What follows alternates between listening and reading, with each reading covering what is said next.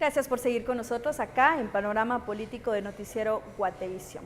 Bueno, ya que pusimos toda la carne ahí al asador para hablar del tema de las reformas constitucionales al sector justicia, a mí me gustaría hablar con ustedes, que son los que están en el campo, en el lugar, viendo cómo se comportan los congresistas, que nos expliquen cómo ha estado este comportamiento dentro del legislativo, porque hemos visto cómo este temor a CICIG, este temor a estos cambios que se están dando para el bien de la democracia han hecho que se unan algunos para hacer como una especie de campo de batalla en contra de estos pasos adelante que se han dado. Yo creo que aquí hay un punto fundamental y que yo quisiera aportar en ese sentido es, yo creo que no hubiese necesidad de una reforma constitucional si las leyes tal cual se cumplieran como debe de ser, si no se abusara de los antejuicios, si hubiera una pulcritud en el hecho de impartir justicia, pero no hubiese necesidad, porque yo creo que no tenemos las leyes no son, las leyes están bien diseñadas para una sociedad como la nuestra. Yo difiero en ese sentido, perdón, pero yo personalmente creo que, por ejemplo, en el caso del organismo judicial sí es necesario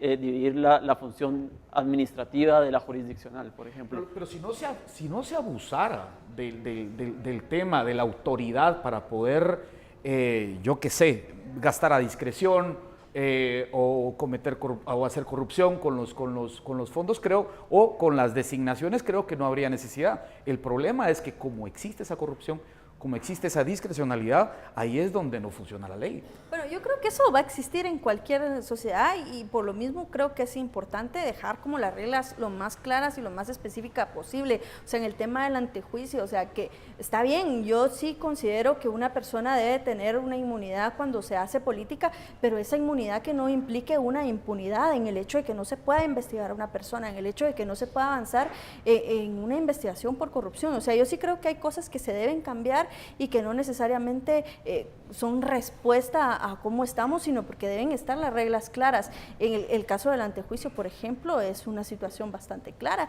y lo vemos cómo van reaccionando, por ejemplo, en el caso de la Universidad de San Carlos. O sea, fueron los primeros en decir, no estamos de acuerdo, queremos más diálogo, y decís, bueno, es que se les está escapando la comisión de postulación de las manos, y vemos cómo cada quien está haciendo lo que puede por atrapar la cuota de poder que tenía para que no se les escape. Al final, la administración de la justicia ha sido sinónimo también de cuánto poder yo tengo en mis manos y al final son esas personas que más poder tienen quienes resultan teniendo el control sobre el sistema de justicia, y es ahí la principal separación que se tiene que dar en una reforma constitucional. Yo creo que tampoco sería, no sé, lo ideal que a los diputados se les da una reforma y tampoco sería de esperarse que todos coincidan en la totalidad de la reforma. Es decir, no es lo que esperamos, que los diputados estén acatando todas las iniciativas que les van cayendo. Yo creo que está bien que se discuta, está bien que se debata.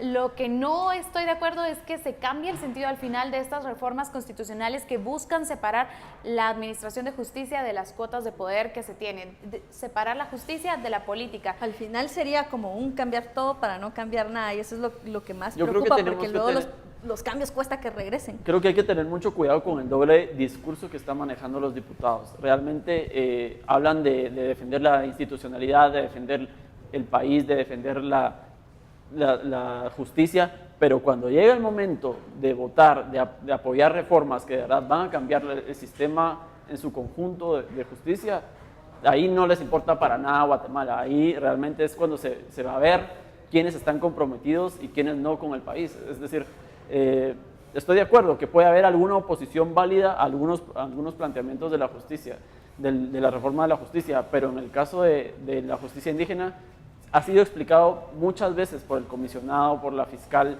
por el PDH a los diputados sobre cómo se le va a dar certeza jurídica a los pueblos indígenas que ya aplican su propio derecho.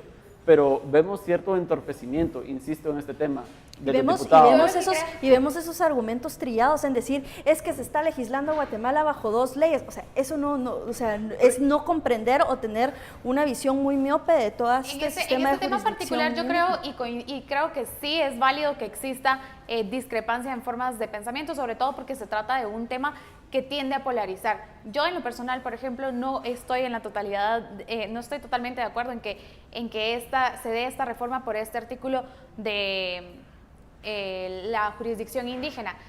Sin embargo, creo que hay que tener muchísimo cuidado en el hecho de que esta es solo uno de los artículos bajo el cual se están escudando muchísimos diputados para no aprobar la reforma constitucional.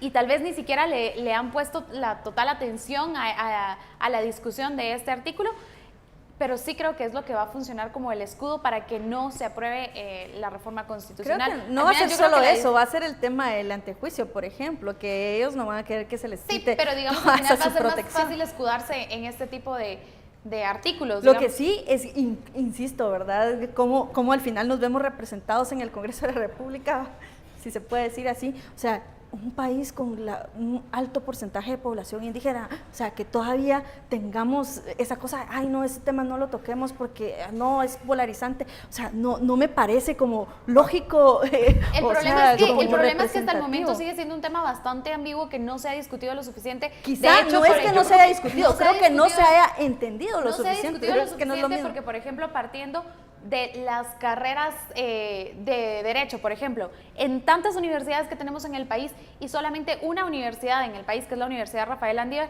incluye este tema dentro del pensum de estudio, por ejemplo, y el resto de abogados que tenemos en Guatemala no ha estudiado este tipo de legislación que existe, este tipo de jurisdicción. Entonces, es un tema que no va a caber o no va a casar de primas a primeras y tampoco se puede esperar que se entienda de primas a primeras, va a generar discusión todavía. Yo creo que con el tema del derecho indígena ya está funcionando, sin la necesidad de que las facultades mismas lo impartan. Sí. Y creo que, como lo ha dicho el comisionado, como lo ha dicho la fiscal, su nivel de efectividad es muy, muy alto. Entonces, ¿cómo lo medís? Por ejemplo, es fácil medirlo, lo han mencionado. Y Sololá son los departamentos con menos conflictividad, con menos inseguridad, y es ahí donde se aplica el derecho indígena. Exacto. Es que realmente eso no le cuesta ni un solo centavo al Estado, está resolviendo los conflictos. Y eso no quiere decir que las personas no se vayan a someter a la justicia ordinaria, es que eso es lo que no se puede hasta este momento entender, o sea... Yo lo que no entiendo también es cómo si hablas de Estado de Derecho, si los diputados hablan de velar por el cumplimiento de las normas y de las leyes, al final de cuentas lo que están haciendo es contradecirse. Primero, no hay un Estado efectivo en todo el país. De los 340 municipios, creo que solo en el 10% existe el Estado en términos de justicia, el Ministerio Público o qué sé yo, la Contraloría General de Cuentas u otras instituciones que le puedan dar certeza jurídica a sus habitantes. Entonces, lo que están haciendo es facilitarle el trabajo al Ministerio Público, al organismo judicial, a esa mora judicial, a esa cantidad de personas que están con procesos retrasados en las cárceles y que crean hacinamiento. O sea, es decir, yo no puedo entender cómo están en contra de algo que es positivo para el propio país, para el Estado. Nosotros mismos somos el Estado y las personas están intentando colaborar con el Estado para poder desahogar todos estos problemas que se tienen en el organismo judicial. Además, yo solo quisiera aportar algo. Hace 2 meses más o menos estuvo aquí la representante del pueblo yaqui de Estados Unidos, de Texas, y ella dice, Estados Unidos es muy receloso de sus leyes, y habla que el Estado federal les está dando más poder a ellos para poder juzgar en su propio territorio aquellos delitos. Por ejemplo, me dice, yo platicando con ella, me dice, ahora nos están dando mayor fuerza para que nosotros podamos juzgar la violencia intrafamiliar, la violencia sexual, la violencia contra las mujeres. Y es más, nosotros podemos juzgar a personas que vengan a nuestros territorios de otros lugares y con ello tener mayor certeza. Y estamos hablando de que Estados Unidos tampoco es que sea un país que no obedece sus leyes o que lo hace arbitrariamente. Entonces, yo creo que sí hay un entorpecimiento más, como lo dice Lourdes, utilizándolo más de escudo para no poder pasar estas... Javier, tú tenías una observación final y ya con esto cerramos este bloque. Sí, yo creo que al final con estas reformas vamos a poder observar quiénes están a favor de la justicia y quiénes no. Como decía Lourdes, va a haber escudos como el de la justicia indígena que va a servir para que algunos se aprovechen del diálogo y pues quieran matar estas reformas antes de que nazcan. Bueno, sí, ese es un mensaje bastante importante y hay que estar pues bastante atentos también a quiénes son estos grupos y cómo están utilizando estos temas como excusa nada más y, como repetía en muchas ocasiones, utilizándolo desde un análisis más bien miope y popular más que profundo y haciendo este análisis responsable como debe hacerse. Así que gracias por estar en este bloque con nosotros, lo esperamos para la recta final de Panorama Político.